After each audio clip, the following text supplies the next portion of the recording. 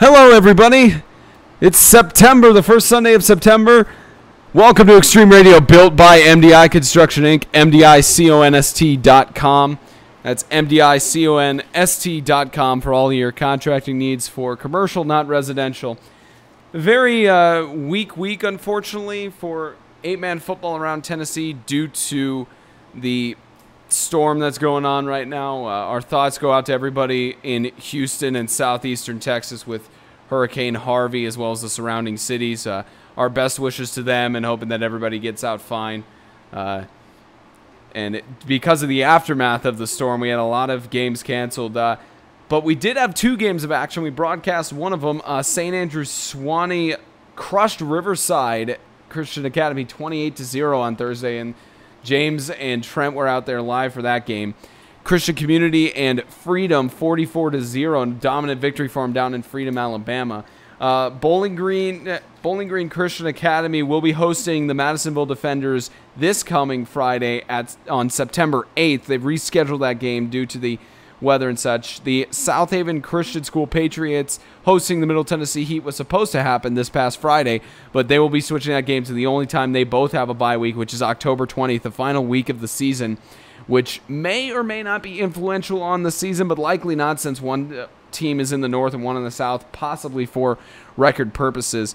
The Hendersonville Lighthouse game got canceled with no word on rescheduling.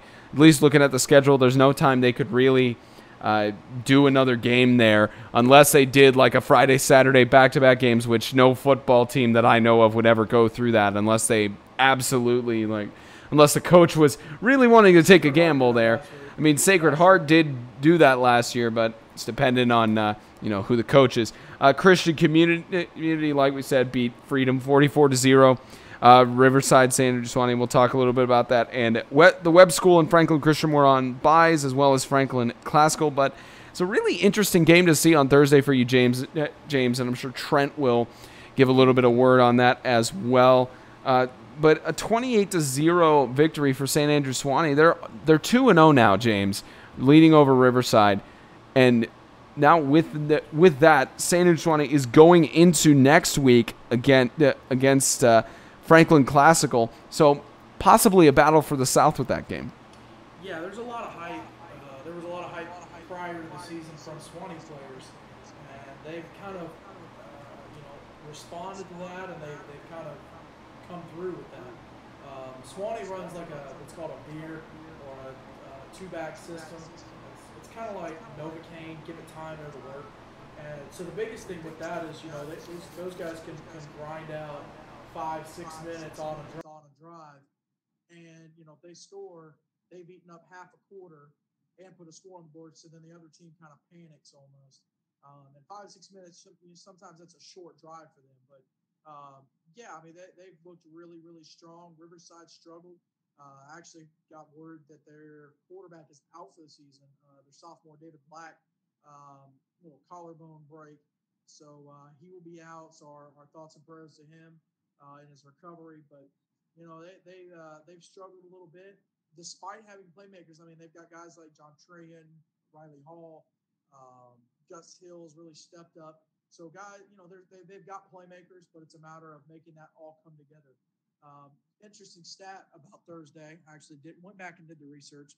So Riverside obviously shut out 28-0. That was their first shutout since they played Franklin Christian in 2014, which was that championship runner-up season for those guys. They got beat 70-0. And then the only other shutout they've had in 8-man is Christian Community in 2012. That was their first 8-man game. It was their first 8-man season, second 8-man game, and they lost 60-0 at CCS. I was at that game. So they've only had 2 shutouts, now 3 in 8-man football. For St. Andrews Sewanee, you actually have to go back to their 11-man time, back to 2005 for the last time they shut out an opponent, and that was the Kings Academy out of Knoxville. They won 41-0. So they've never shut out an opponent in 8-man football. So big first there for Sewanee, a statement win for those guys, and it's got to feel good to get that. But Trent, I mean, we were at the game Thursday, and it was just, thankfully we beat the weather. Nothing. It didn't start raining. We just had a bunch of wind. But for that Swanee defense, there were several guys that stepped up and made plays. And Riverside's did as well. But what did you think? I gotta say first, first thing to Swanee, they smacked me in the mouth because I picked Riverside and I really thought Riverside was going to come up, but like Swanee, how well they improved from 1 week impressed me, especially number 77 in the Bowling Green game. To me, he didn't make much noise, but that last game we watched, he was making all the noise he could make. He was disrupting the line every play he could. He was always in the backfield, always chasing down the quarterback or running back. He was crazy that game. But with Riverside, this number 33, Riley Hall, I didn't see him in the last Riverside game I watched, which was against FCS. I didn't really get to see him that much, but he was able to run the ball and bring on some pretty big hits. But Sewanee really surprised me, and they improved a lot I saw from the last time I seen him play. He's been in there. I'm looking at their stats now, and over 3 games, Hall has 30 tackles, a tackle for loss. He has a sack. He has, let's see what else this says. He has an interception, has a fumble recovery. So he's been around the ball. Of course, they played Classical and Swanee and South Haven. So he's been around, and even as a sophomore, he's making a lot of noise. So great ball game between both of those guys. And like you said, Tillman really stepped up. So really good to see that. And he's only a junior. So pretty bright spot there for Swanee. It was good to see for Swanee. They are now 2-0 on their season. And to correct myself from earlier, when I said next week, I was referring to not this coming week, but the week after. That St. Andrews Swanee will be hosted by Franklin Classical School, which will essentially be a battle for the South. But we'll, of course, look and see. Next week, they will be hosting the Tennessee Heat at 4 p.m., another matinee game for them, as they don't really have any lights out there at their home stadium with Swanee. And let's look, of course, at the Christian Community High School Colts beating the Freedom Cowboys 44-0 on that game. Still, they decided to go through it, even though they were closer to the Gulf Shores. They decided to play that game, and Christian Community dominated. And that's not what we've seen from the Freedom Cowboys, as they beat Franklin Christian by a margin of about 10 points there. So it kind of shows a little bit how Freedom. It looks like they are a little bit inconsistent. It's either that or Christian Community is a lot more dominant than we thought. And James, you had the Freedom Cowboys pulling an upset over Christian Community and winning that game. So now Christian Community, if it goes by your predictions, maybe it's somewhat accurate or not, Christian Community could go undefeated in the regular season. Yeah, they could. I haven't heard them called Christian Community High School in a while. No. The thing about it is, Freedom, they picked up a win against Franklin Christian, and it was a tight ball game. But the thing about it is, Freedom, they took a week off, and then last week they actually played a team called Ezekiel Academy from out of Alabama and got whooped up pretty good. Earlier in the ball game, they drove down inside the red zone, had an interception return for touchdown. That kind of took the wind out of their sails. So for Freedom, it was kind of I don't know if they're still down off of that or struggling from that. But, Christian Community made the long drive down, came away with the win, tied Tennessee and Alabama up at 1. So we really like that. But couple Tennessee Alabama games coming up this week. We'll see what happens. But Freedom just we'll see what happens with them. Of course, they've got a big ball game Friday night against Franklin Classical. And if Classical having the week off, if they can come back and be strong, then that'll really be a statement win for those guys. And if Freedom can come up and pick up the win like they did last year against Christian Community, that could get them back up on the tracks. Yeah, we'll see how Freedom does progressing in the rest of the season, as they got beat by Ezekiel Academy, so they have a 1-2 record on the season so far. So we'll see how Freedom does, as well as Christian Community potentially going undefeated. We don't have any interviews on the show today, but of course all those interviews that we have brought to you by Kentucky RV Sales, one of our good sponsored partners up there out of Madisonville. Just be sure to look them up on Facebook and Twitter to see their sales and their deals and such. Kentucky RV Sales. I'll tell you something that I saw about those guys, and we posted something about it. They now have a mobile RV service. Oh, really? yeah, it's really awesome. Just being able to travel. I don't know how far they'll travel. That may be something to ask, which you can when you give them a call. And I don't know if you will maybe get the phone number pulled up, but those guys, just they continue to surprise me with the quality of their service and what what they're able to do. That phone number is 270-821-4000. And so really great coverage from those guys. Yeah, I'm really excited. That was really cool to see that they've got that. Yeah. Now, just keep in mind very much that with their service van, excuse me. Yeah, just keep very much in mind that with their service van, they may not drive out to the West Coast. I don't know how far they'll drive on there, but hey, if you've got a RV that needs to be serviced, I'm sure they'll help you out with that. All right, so let's go right into kind of the predictions here. I am not sure. We're eventually going to have Trent as Trent's hit list, which I believe he'll be going over. I'm not sure about this week, but maybe next week. Well, actually, looking at Trent's gesture here, it looks like we could go over Trent's hit list. So, Trent, you've been amassing a list of people that you've been seeing in the last few games that have really stood out to you on how that quite literally it's a hit list. And there are a lot of players that you've been seeing just from the few broadcasts that you've had with us.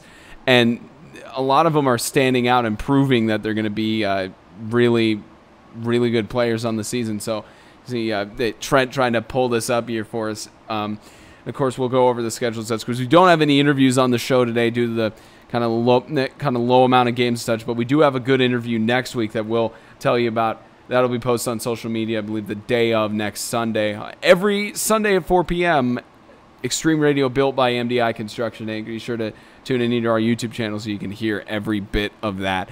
All right, Trent, your hit list, what do you got for us?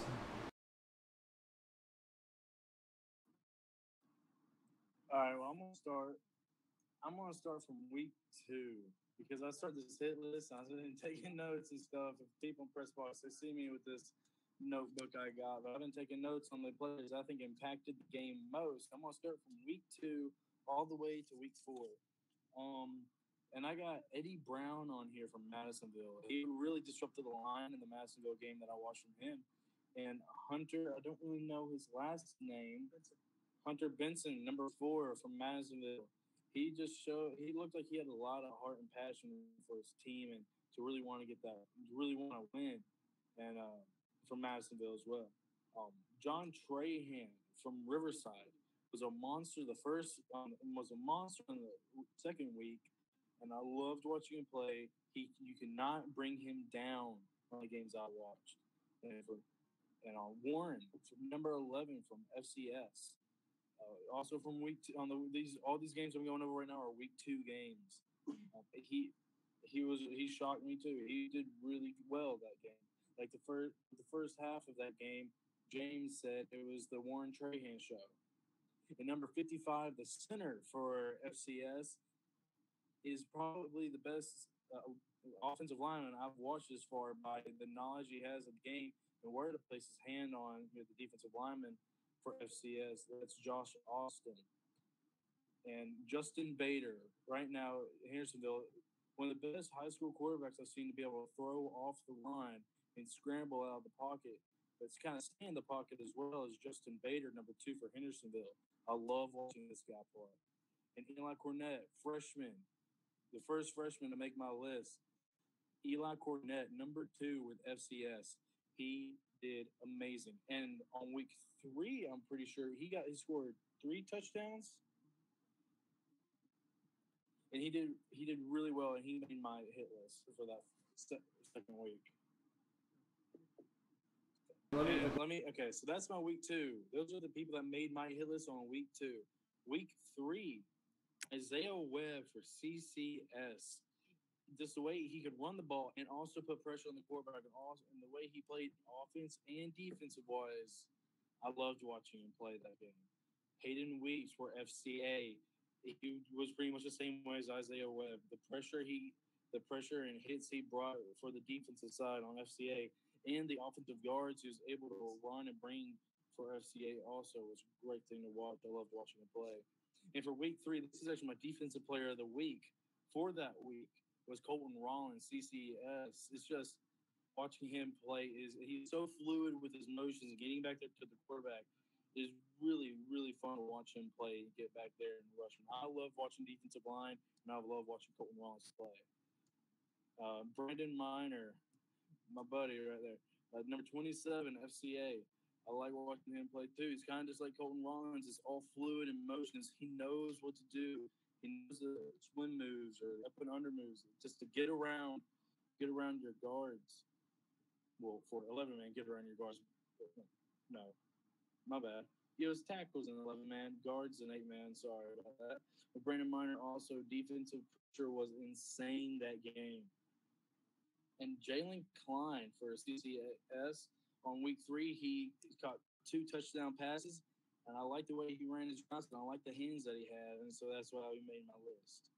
Andrew Schindel, the leadership he showed after getting, I believe, was a bruised rib.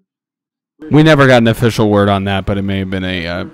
Okay, so James got the word on that. It was just a bruised rib. I don't want to get that wrong. Andrew Schindel, the leadership he showed to be able to get out there, make the drive, and get a touchdown. And it looked like to me he did not want to leave that field until he got a touchdown for his team. Love leadership like that. I love guys like that. And going on to still on week 3, John Stock, number 19 for Bowling Green, was everywhere on the field that game. It felt like he was on every single tackle that happened that game. You heard the announcers say John Stock, and he did he did okay on offense as well. But also again on Bowling Green, Tanner Brown.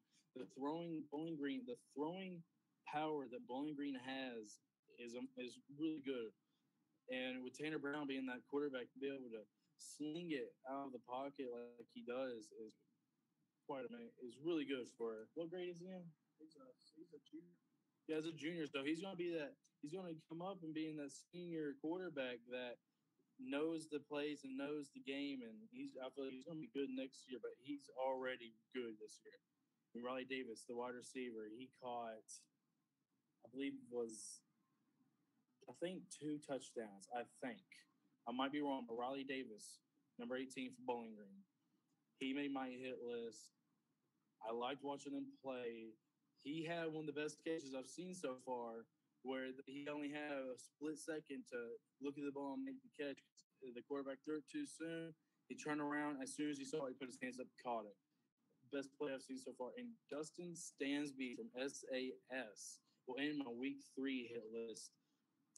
He could just march down the field, play that power game, keep on going up the field and score touchdowns. He would tire defense out until he got to score the touchdown. He was being a quarterback as well. Didn't really see him throw it that much, so I don't really know how good his throwing arm is.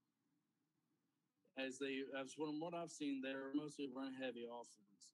And for week 4, I only got 2 because I only watched 1 game, so I didn't really know. But I got number 77, Jalen Tillman. The pressure he got against the offensive line against Riverside was amazing. They couldn't touch him. They touched him for a second, and then he was gone. And he has some speed for a big guy. And number 33, Riley Hall. Like James said, his stats a while ago, he's everywhere on the field. And when he hits, he brings it. He brings the heat to you. And that's my hit list from week 2 to week 4. Usually won't be this long, but I had to start from the beginning. And that's a good hit list that's not yet sponsored by anyone, but you could sponsor Trent's hit list if you send us a message on Facebook or an email, 8manextreme@gmail.com. If you want to get some sponsorship on that as well as sponsor any of our other broadcasts, be sure to come in as well. Just wanted to give an apologies, ladies and gentlemen. For those of you who are listening live, we didn't set the event to public. It was set to private for the stream. So we apologize for that first 15 minutes not being live and a little bit of confusion. You can always go back and listen to the podcast, of course, and listen to the full thing. But if you're listening by podcast now, that this note isn't applicable to you. So feel free to go back and listen back to all of you guys who are tuning in. All right, so September 8th, let's go through the predictions for James and Trent for all of the games that we have coming in this week. We'll start off first with Bowling Green Christian Academy hosting the Madisonville Defenders. That's going to be a Friday game up in Bowling Green. Now, we'll start with you, Trent, because you've gone up to the Bowling Green game against Suwannee, and you saw the Defenders with Hendersonville.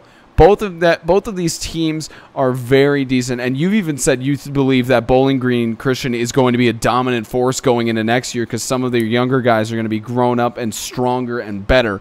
And you look at how Madisonville has done, at least a little bit of having some struggles with the season, not quite having the results they wanted, of course, but with both of these teams going, you think it's going to be a one-sided game for Bowling Green? I'm going to answer that real quick, but I just want to say I beat James on predictions last week. I just want to say that I picked yes to win.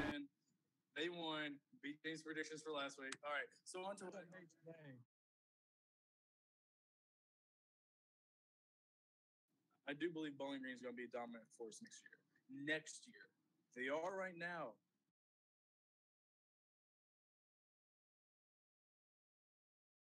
I'm going to take Bowling Green in this game, but Madisonville, I don't know because I haven't seen them since that first game we watched, but it just feels like they kind of have a little bit of a temper, you know?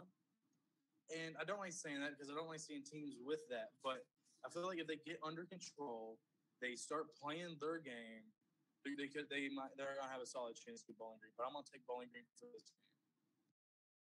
I've got Bowling Green picked as well, but I think that I could miss this one. Madisonville, from everything I've heard, they've got DJ Slayton back. He started practicing with them last week, so that could be something that turns the tide. You know, I mean, Hunter Benson has already given them a good running force, but then, you know, throwing someone like Slayton in there who's had the 11-man experience for a couple games so far this year and who had the experience of last year, getting him back, I think that he could I think that he could be someone to watch in that ball game. He's going to definitely give Madisonville some help with the pass protection. Being a pass-heavy team, you know, they need all the defensive back help they can get for Madisonville. And so, you know, I think Slayton's going to be able to come in and make some noise.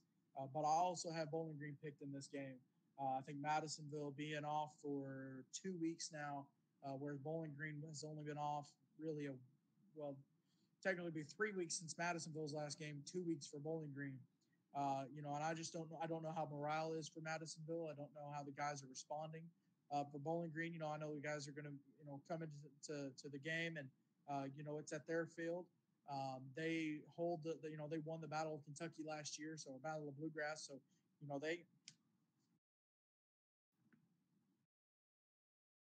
Sorry about that. My mic unplugged.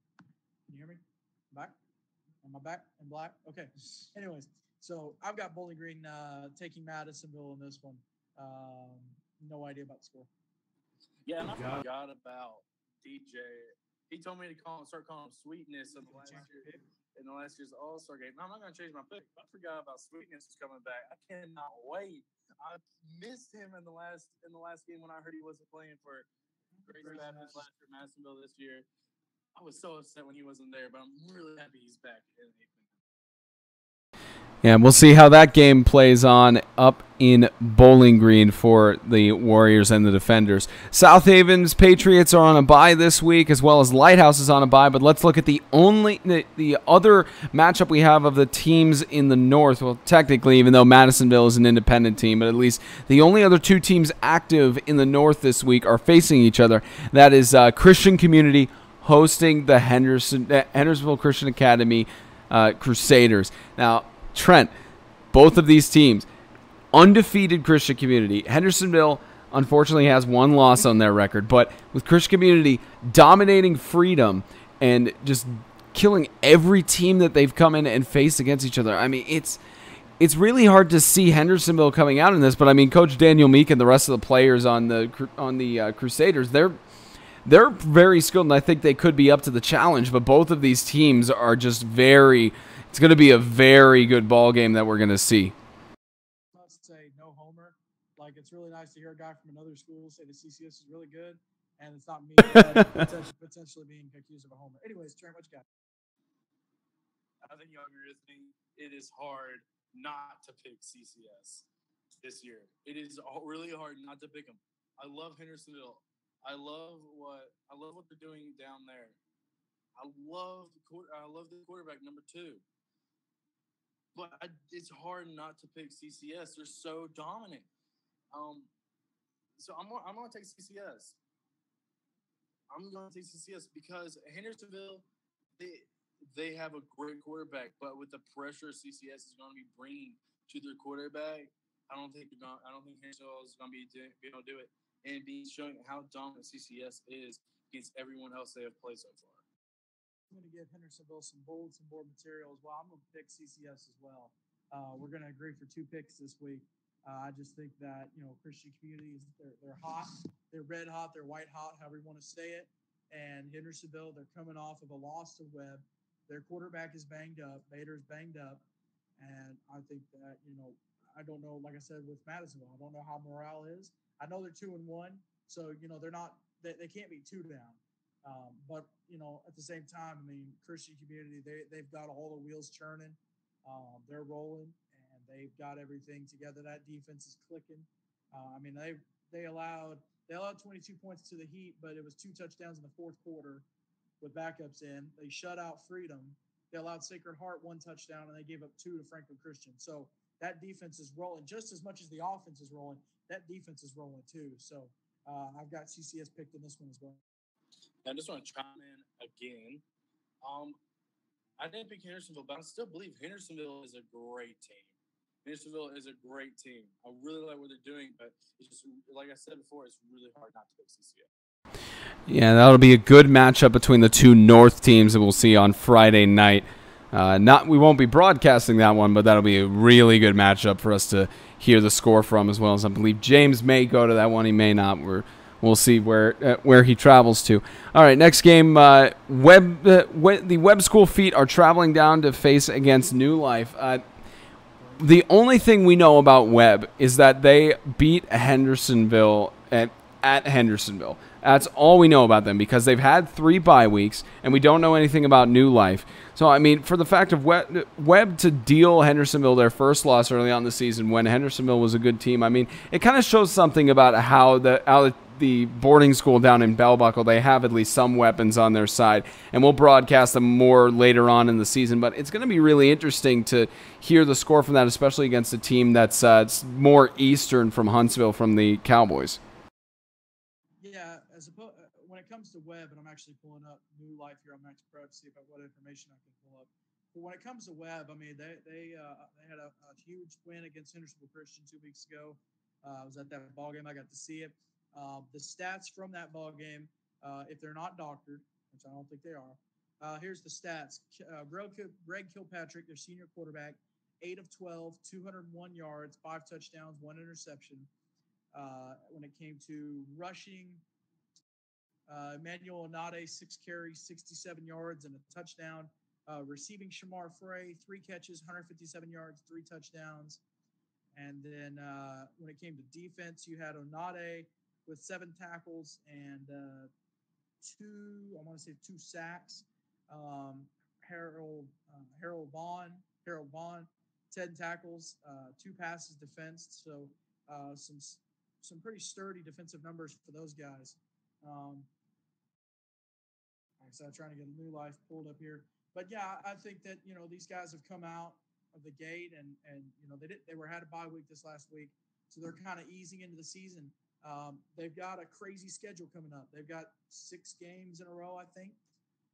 Yeah, 6 games in a row, and they're all divisional games. Well, they got 7 games in a row, and 5 of them are division games. So or 6 of them are division games. They play New Life, and then they play 6 MTAC South games in a row, I believe. No, they have New Life, Madisonville, then 5 division games in a row. Yeah, so it's a crazy schedule for those guys, and they're just, it's going to be taxing on them, and if they're going to take that off the co-champion label, they're really going to have to step up. I know Trent, you've got some things that you've seen about Webb. Another thing I've seen about Webb was when I played them last year. By the way, I sat out half because I'm going to take. Who did you say you took? I forgot to write that one down. I have Webb picked in that game, but I don't know about it because now I'm looking at New Life. They're 2-0. They've beat Gun Christian Academy out of Birmingham 44-6. They're New Life is 2-0. No, you're thinking about Freedom. Yeah. New Life is 2-0. They beat Gun 44-6, and then they beat Tuscaloosa Christian 54-26, which Tuscaloosa, I believe, played in the championship game down in Alabama last year. So they've come out looking strong. It could be a good ball game. Pull their stats real quick. But, yeah, I mean, anyways, New Life is looking pretty good. So you're taking Webb. You know what? I'm going to take New Life in this one. That's my prediction. I'm gonna take New Life in this one. I've got okay. Here's some of the New Life stats. So after 2 games, 28 of 40, 380 yards, 5 touchdowns, 2 interceptions. Rushing, their number 1 rusher, 18 carries, 162 yards, 2 touchdowns. So he's averaging 80 yards a game and a touchdown. Receiving, you've got 9 catches, 165 yards, and 2 touchdowns. So that's a sophomore. And then when it comes to defense, their leading tackler has 21 tackles, and they got a guy with 2 interceptions. So I'm going to take New Life in this one. I'm going to be the Tennessee bad guy and take New Life. There's one thing New Life isn't. They're not a part of Intact. I'm going to take the Intact team. I want to take, and that's Tennessee football, right? That ain't Bama football or Alabama football, whatever you want to say. So I want to take because he's Homer.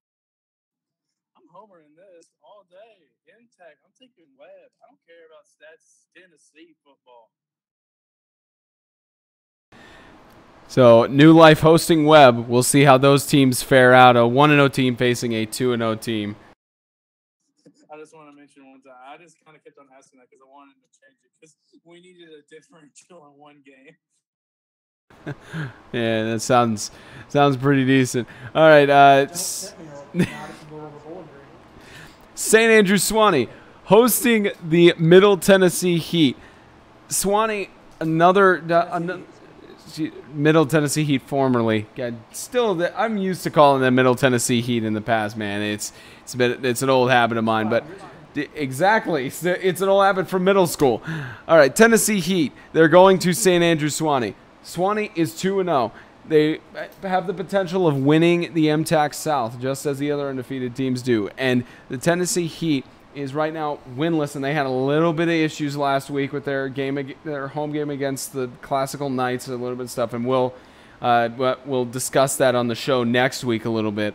But the Heat and Swanee, the Mountain Lions have back-to-back home games, which is an advantage for them, but it's hard to see the Heat putting up any challenge against them. I mean, honestly, from what I've seen from the Heat, they can very well put up points on the board, and they can fight back towards the end. But if the pattern goes as the games that they've played in the past, I think Swanee will just rack up the points early, and then the Heat will try to fight back too late in the game. Yeah, a lot of things have happened for the Heat. I got a chance to talk to Coach Ryan Scott earlier today, which he should be on the show next week, so that'd be a good interview to hear. But they've struggled. According to officially, Clint Collins has left the team. Kanan White, their quarterback, has left, as well as an offensive lineman, Brock Holly. So, they've definitely they've taken some hits, but sometimes that can be a good thing. Sometimes you can get rid of what can be a cancer, and by no means am I calling these guys a cancer. I know Clint personally, and sometimes really great guys make bad decisions. But at times that there can be really great guys that can end up being a cancer to a team. And especially if you're a superstar, or a star, one of the best players, if you let that go to your head and you think that this team would be nothing without you, that's dangerous, and that's going to hurt you. And the way he did it too, getting kicked out after shoving a guy from behind and just letting his emotions overcome him. I'm not a big fan of that. And then, the way he acted on the sidelines, removing himself from the field, quitting the team, I think it's a bad decision by a good kid. And hopefully he has a great rest of his high school career. He'll be a senior next year.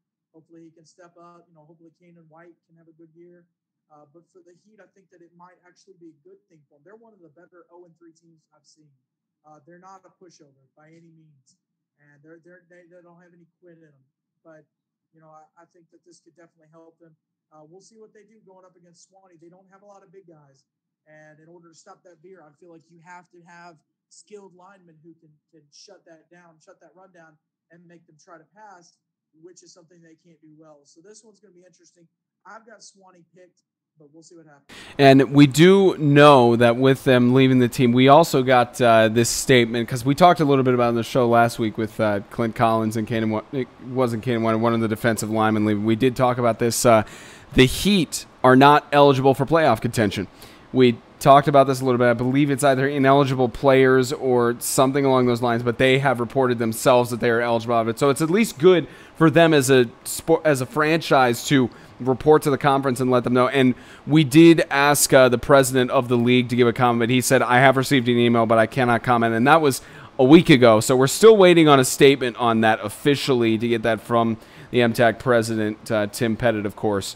But yeah, to see one of the better 0-3 teams, out of playoff contention, it's never good to see a team out of playoff contention, but it is respectable for them as a franchise to say that, to come out and say we have ineligible players, we're not eligible for playoff contention. At times you have to cut your losses, and those guys are 0-3. They have I know they have they've got one loss in the MTAC South. And, just from a matter of gelling, they don't have any seniors on the team. So, at this point, it's almost worth it to say, okay, let's step back. Let's finish out the season. Let's work on communication and continuity. And let's come back next year strong. They were up front. I don't know why they declared themselves out of the postseason. I don't know. It could be, like you said, it could be players. It could be they're just not worrying about it, and they've just decided to go ahead and let everyone know. I'm not 100% sure on that. But, those guys, if they have picked up players from outside, they're being very open about it. And so that's really, really commendable and really cool. But, yeah, those guys, and shout out to the organization, too, for doing what they have to do to keep the program around. It's hard. It's hard to stop a program and get it running back up, which is why I like that they did the co-op last year. That's one of the things that helped them keep the program going. So good stuff from those guys. We wish them the best of luck for the rest of the season. We'll cover them a couple more times. I know we've got them next Saturday. I think we have one more Saturday hosting Madisonville. So I'm looking forward to seeing those games, seeing what the Heat have, and seeing what the rest of the season holds for them. Yeah. I'm just kidding, James. Don't give me that look.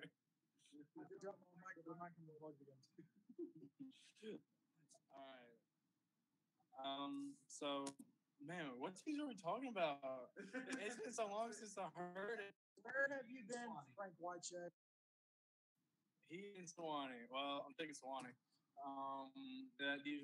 Man, they impressed me. I thought they were okay. They squeaked by Bowling Green. They squeaked by on an call. I'm going to talk about it being a dead horse. The call. Squeaked by Bowling Green, and then they shocked me last week. They did something I didn't think they were going to do. They shocked the crap out of me watching them play, especially number 77. Like I said on my hit list, he blew me out of the water, and I felt like they kind of just were like tired of me talking crap about him. And they just want to punch me in the face, and they did that. They did during that game. So what's the fun crap about you? I love you, Sewanee. I love all MTAC teams. Non-biased. So I'm taking Sewanee. All MTAC teams because he picked them up. Shut up. All right, so I'm taking Sewanee on this game, but I can't sit back and just listen to this Clint Collins thing. Just think about this, though. Okay, think about this. Let's not think of predictions or anything right now. Think about this. If you're a freshman or a sophomore on the Heat team, you see your senior leader, you see your best player, quote unquote. So it wasn't even senior, was it junior? But you see one of your leaders of the team say, "No, I'm frustrated. This is too hard for me. I'm gonna walk away." think about how that impacts the players below you that look up to you being the leader on your team. Think about how that impacted them. Now they're thinking, oh, well, when it gets too hard or I get frustrated enough, I'm just gonna say no. I'm just gonna walk away. And I don't know the whole story, but from what I'm getting from, I didn't like that move from him because it does not affect leadership that well. And then the two other guys, were they either one seniors?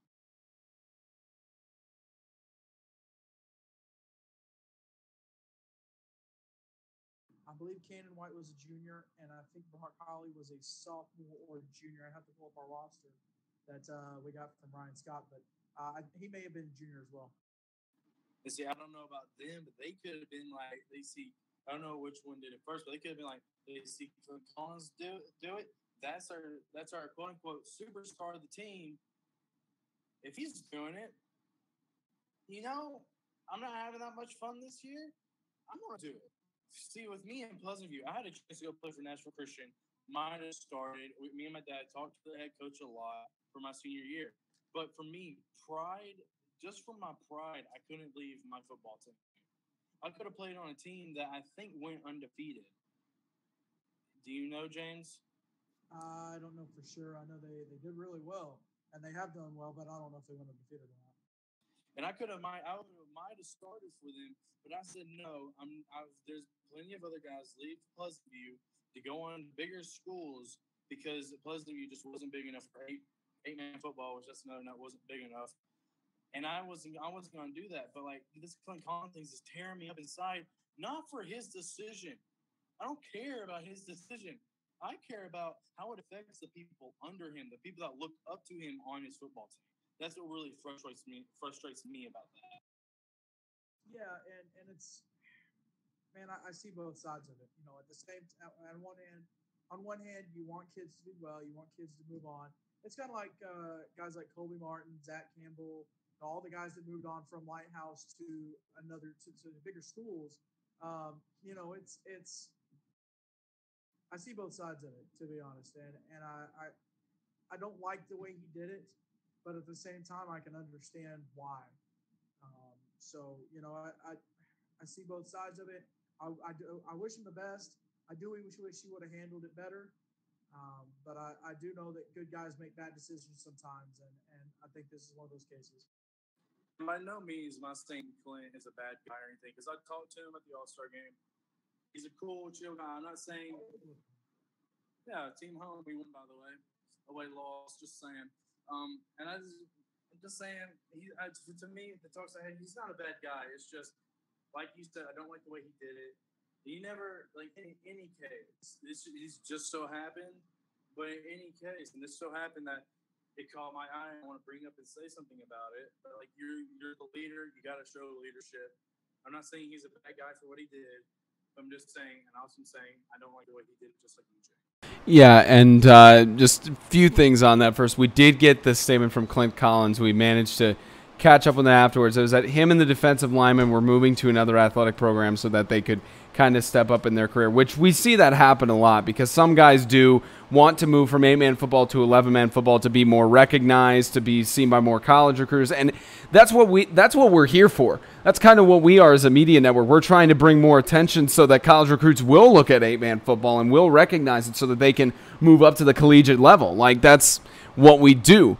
But at this point, we're still in the progressive stage of trying to make it so that we're more, at least potentially more recognizable by colleges and such. So, I mean, all the best to him. We have no bitter feelings towards him. I hope that most people don't have bitter feelings towards Collins nor the linemen who left, of course. But, they made decisions based on what they wanted to advance in their career, of course. And I do want to mention one thing about, you said the game, Swanee and Bowling Green at the end there. We got we did get a text about some of the players were wanting to say that they saw from their film that it was not a forward lateral, and it's always subjective with the calls. It is always, a matter of perspective and such. It's just of our opinion as we were in a truck right there with the camera such. Myself Trent and the PA announcer there, what we saw there was a forward lateral, and that is under our perspective. And you can take it or leave it any way you want, but in our perspective, we saw it as a forward lateral, of course. But at the end of the day, the referee called it a legal pass and such, and you guys won and Swanee won the game. So at the end of the day, you know, whether he was correct in his address him directly. Yes, the players who were asking about it. At the end of the day, the referee, whether he called it right or not, the call on the field stands. It doesn't really change anything there. So I mean, you know, you can complain about our opinions or what, but hey, that's why you tune into us. You want opinion, so that's our opinion on it. And I just want to say, I'm gonna throw out this beating the dead horse stuff. We're done with this lateral stuff. I don't want to talk about it anymore. Right. Right now, what happened. Swanee won the game. Bowling Green lost. It's in the past. Let's stop beating this dead horse. Here's my thing. Here's my thing, and I love Bowling Green to death. If Bowling Green had not have put themselves in a situation where it came down to it, right. If it had not come down to a play like that to win the game, if Bowling Green had done more, then it wouldn't have come down to a potential forward lateral to win the game. So, you know, it's just like blown calls and everything else that we talk about in football. Yeah, it's an issue and it's a problem, and you don't want it to happen. You want it to be fixed, but at the same time, here's an easy solution. Put yourself in a situation to win the ball game to where a call like that doesn't factor into the final score. I mean, you can say that for every game ever played in the history of football, the team that lost. So, I mean, let's move on to the next prediction. By the way, I am done talking about this fourth hour thing. I know we haven't said that much about it. I don't really want to get onto it that much. Yeah, we don't. We don't want to get any more in depth of it, of course. All right, we just got 2 games left. We got to go through after. So Trent, you predicted Swanee would win. James, to make sure, did you say Swanee? You've got Swanee picked as well. All right. All right. So the one person, they're either going to go 1-0 on that prediction or 0-1 as they both pick the same team. Okay. Franklin Classical School Knights are hosting the Freedom Cowboys. James, you and I had the chance to see that game, and we called that game between Franklin Classical and the Heat. We saw what Franklin Classical was capable of. They just racked up points on the board. And you also saw Riverside and Franklin Classical as well. And FCS is now 2-0 going into this week. They are coming off of a bye week, hosting the Freedom Cowboys. And I mean, after seeing what Christian Community did to Freedom 44-0, and after FCA only losing by 10 points and such, from what we've seen of these teams and what we've seen from them in the past few weeks, I mean, is it possible for FCS to do a blowout here, or is it going to be one of the closer games? It could be a little bit closer. This will definitely be important for Classical, because a win here keeps them undefeated. And then I believe, Swanee will pick up the win Friday. And so it'll bring them and Swanee into next week's game undefeated. And it'll be a big turning point for the Intact South. But I do have...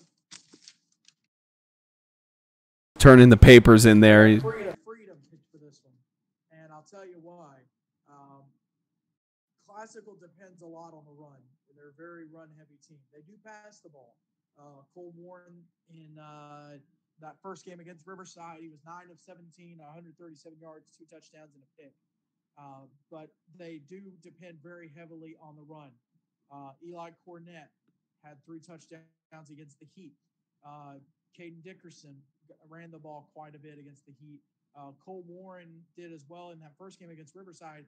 He had 19 carries for 75 yards and 5 touchdowns. So they're very run heavy.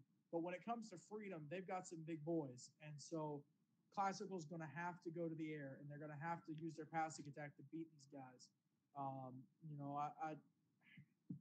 Like I said, I haven't seen Freedom, but from everything that I know about them, I think that they could come out. But I think that Classical could pull out the win, and if they could, that would be a big statement win for these guys. Okay, well, that shocked me. So I'm going to take FCS. Because I believe they can throw the ball. They can. I'm telling you, that number 2, Eli Cornett, he has hands. Despite being a Tennessee fan, after the way Alabama played yesterday, I'm going to take both Alabama teams for Friday. Well, you heard it here first. James is a bandwagoner. Okay, so Roll tears roll. all right, we're running. All right, so I'm gonna take FCS. I'm telling you, from the first game I saw him play against Riverside, they impressed me. I remember playing them last year, and they seem like they improved quite a bit since I personally played them last year. Like I said, I don't see a. I don't Of course, you're going to improve quite a bit when the injury bug doesn't bite you on every player. Did I interrupt you while you were talking, James? When? I'm the Paul Koharski of the show. I'm allowed to interrupt. Shut up. All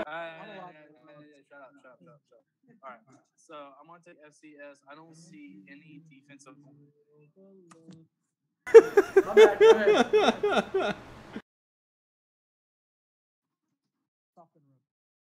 Okay, so let me get on to what I'm trying to say. FCS, I believe if they go over practice, if they see that the Cowboys, whatever their name is, sorry, don't know their name, but Freedom Cowboys, there. If FCS is worried about their run not working, they have the guys that can run routes and catch the ball, and they have a guy that can throw the ball. They have practice, and being where they didn't have a game last week, that means they've had 2 weeks of practice. Well, I mean, they didn't really know, so they weren't practicing for the Freedom Cowboys, but they've had time to practice because they got a good offensive line to give enough time for the quarterback to be able to pass. So all they got to do is introduce that passing game into it, and I believe they can. But I'm like I said, I'm gonna take FCS. We'll see how that game goes. And now it is annotated on the helmet schedule that we will be broadcasting that game, but we're changing it up. We're calling an audible here, and we are now our predictions for the final game that we will be covering on Friday night from Fayetteville. The Riverside Christian Academy Knights hosting the Franklin Christian Academy Falcons. Now, both of these teams do not have a victory at all on their season so far. The Knights have gone 0-3 at this point. They're 0-3, and FCA is 0-3 as well. So 0-2. That's right. They had a bye week this week. So Franklin Christian is 0-2. Riverside is 0-3. So one team is going to come out of here with a victory, but I want to say it's one of these toss-up games that we're going to see here, James. But at least from what you say, the Colts are very complimentary of the Falcons, saying they're still the best 0-3 team in the conference. But they've got FCA has a little bit of injury bugs with them as well because they've got a bruised rib on Andrew Schindel. They have a broken wrist on Ethan Monsalve. They had Hayden Weeks' knee a little bit banged up and such. So it's an 0-2 run right now for Franklin Christian. And Riverside has at least had one more loss, so I guess they would have necessarily more motivation here. But you guys have seen Riverside, James. Your prediction on this game and kind of what both of these teams can look for going into Friday. This is going to be a pivotal game for these guys. They already have 2 MTech South losses, and they're struggling. They've lost their sophomore quarterback. We mentioned that earlier. Lost him for the year, and so they're going to have to move some things around at quarterback. They were anticipating having senior Will Eldridge came out, and he decided not to. They lost the lineman, Braxton Elledge. So they've had to adapt with some losses, and now even more so, they may have to move John Trahan to quarterback and just use that as use a multiple quarterback or use like a mobile quarterback system. They're coming off a tough loss. They're coming off a shutout, and they've got a lot of things they're going to have to adjust. Franklin Christian, they're coming off a bye week. They are 0-2, and both of their losses were tough. It's tough when you lose a close game, but then it's tough getting blown out and you're injured on top of that.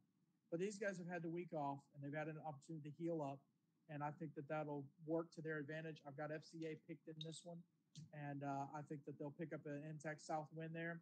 I think that this will be the death blow for Riverside and that they won't make the playoffs this year. I think it's just a rebuilding year. It's a struggle year for those guys. They have some seniors that can make plays. They've got a sophomore, Riley Hall, that can make plays. They've got Gus Hill, a big 8th grader. But I think it'll be just too much for them Friday, and so I've got FCA picked in that one. Really? This is why you want to go first, because you know I was gonna pick them too, didn't you? You wanted me to sound like the copycat, didn't you? I picked first. Okay, whatever. All right, yeah, I'm gonna take FCA. It's just besides the Colts, I believe they have the best defensive front right now. I believe they have the best defense. Like you said, they are the best 0-2 team I have ever seen. Unless like Alabama's ever gone 0-2 ever. But like and you mentioned that defensive front with Riverside, they struggled with the defensive line against Swanee. Colt Thorne didn't have the game that he needed to, and they were trying to find a combination that would work with that. So that's another thing about that game is they are going to struggle against guys like Brandon Miner, who has 2 sacks, 27 tackles, 6 tackles for loss. Hayden Weeks, 30 tackles, 3 sacks. I mean, these guys have been wreaking some havoc, and so I think Riverside Christian's offensive line could struggle. Yeah, while we were watching the Riverside game, I didn't really talk about it that much during the broadcast. But one thing I've noticed with their offensive line, they're slow getting the hands onto the defensive linemen. And when they do, their hand placement isn't the best. I'm not criticizing them at all. I'm trying to give them destructive criticism. They need to work on that hand speed, shooting them hands up right off the snap of the ball, getting onto the defensive line guys.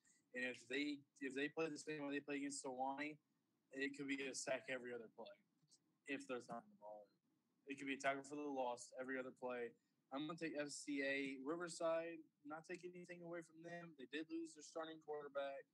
But FCA, I'm going to take them really solely on how well their defense plays. I think the thing that could go against Franklin Christian, like we mentioned, is the injuries. If they've not had an opportunity to heal up. I mean, Chanel's their number 1 rusher, 30 carries, 204 yards, 2 touchdowns. Weeks is their leading tackler, 3 tackles, 30 tackles, 3 sacks. And, they Monsal also played a big role in that. But, if they're not able to make it to the ball game and factor into it, guys like Quibido and Miner are going to have to step up. Daniel Holcomb's going to have to step up, and they're going to have play from guys that – a couple guys that have played big before and a couple guys that have not, and they have yet to show, they're unproven. I've said that a couple times, but, until you prove yourself, that's exactly what you are. So, I stand by that, and I think that it's going to take some guys stepping up where they haven't stepped up yet to make that happen. And that'll, of course, be the extreme game of the week Friday night. Riverside hosting Franklin Christian. Our coverage will begin about 6:30 Central Standard Time on our YouTube channel. Just be sure to have a subscription and click the little bell so that you can get a notification when we go live for the extreme game of the week. Well, with that, that'll essentially wrap up this week. We don't have any Thursday nor Saturday games this week, but I think Trent's got one more thing before we sign off. I was going to say one thing. Me and James, we went to the JV game for South Haven. I know we don't do JV. We went to the South Haven versus CCS, and one little guy that he has a tight spiral is number 13, I'm pretty sure, for CCS. He's a little quarterback, but he has a great arm. And if I'm CCS, I'm happy for what's up and coming. And for South Haven, dude, it's a good, fun little game to watch. For South Haven, number 5, Manuel Ding was really, really impressive. So that's definitely a bright spot for them. He's a freshman. He's one of those varsity defensive backs and gets some plays on there. So it's a bright spot for those guys. All right, and hopefully those JV guys will continue to build up and be promising players for varsity as we see them in the coming years.